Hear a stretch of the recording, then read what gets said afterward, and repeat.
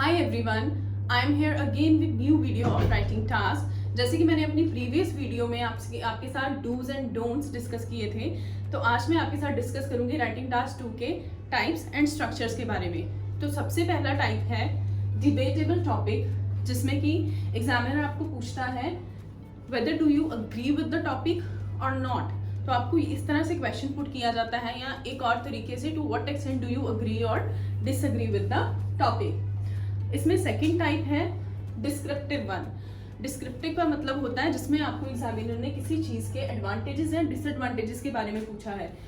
इसमें आपको ऐसे में उस इशू के या स्टेटमेंट के प्रोज एंड कॉन्स बताने होते हैं। Okay, third type is problematic ऐसे।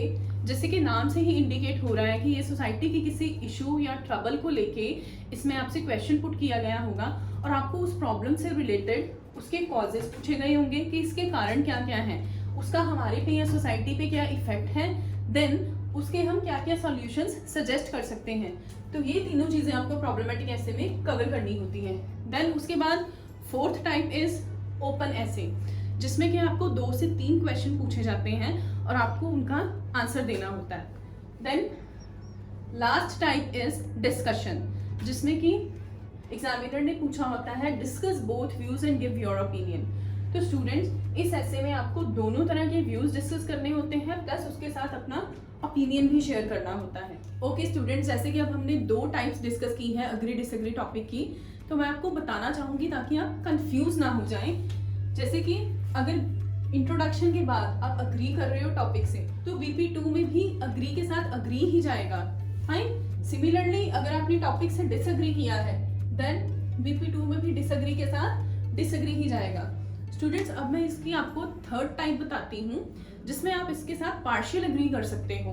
बट इंट्रोडक्शन में हम पार्शियल वर्ड नहीं यूज करते, बट थीसिस आपको बहुत स्मार्टली इसकी बनानी पड़ती है, जिसमें आप दोनों व्यू पॉइंट्स अपने रखोगे, अग्री का भी और डिसएग्री का भी। तो उस केस में हम क्या करेंगे, थर्ड वन, अगर आप टॉपिक के साथ पार्शियल जा रहे हो तो ये थर्ड टाइप है, जिसमें आप BP1 में अग्री होंगे और BP2 में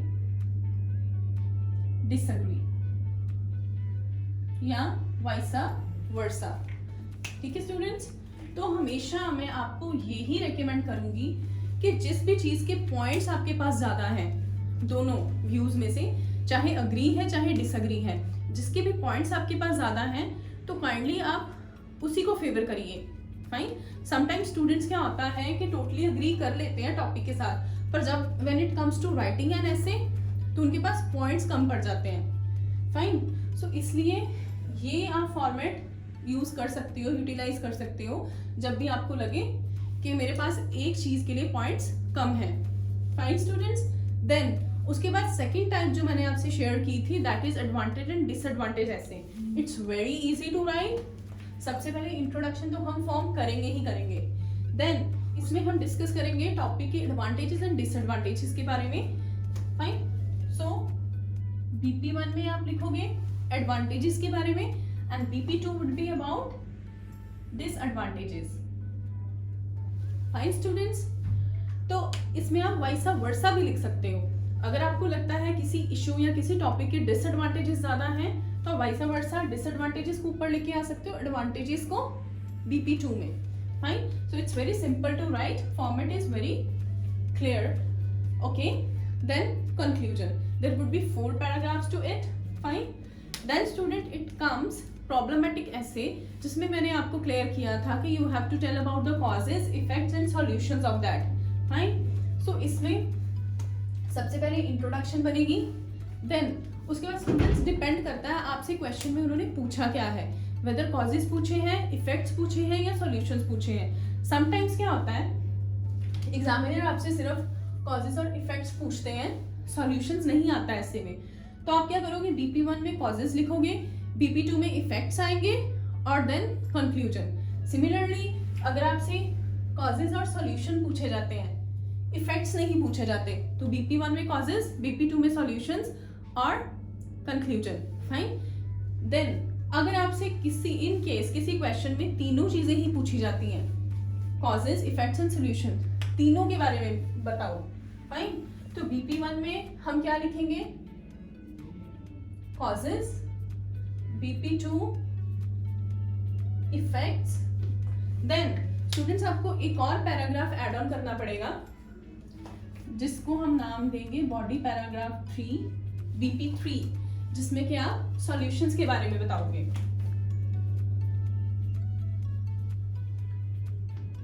and then conclusion. So it's very simple students. जितने क्वेश्चंस आपसे पूछे गए हैं, जो जो चीजें आपसे पूछी गई है, उस अकॉर्डिंग इसकी पैराग्राफिंग होगी. So don't get confused. So next type is both views and your opinion. Fine. So सबसे पहले introduction which is very mandatory again.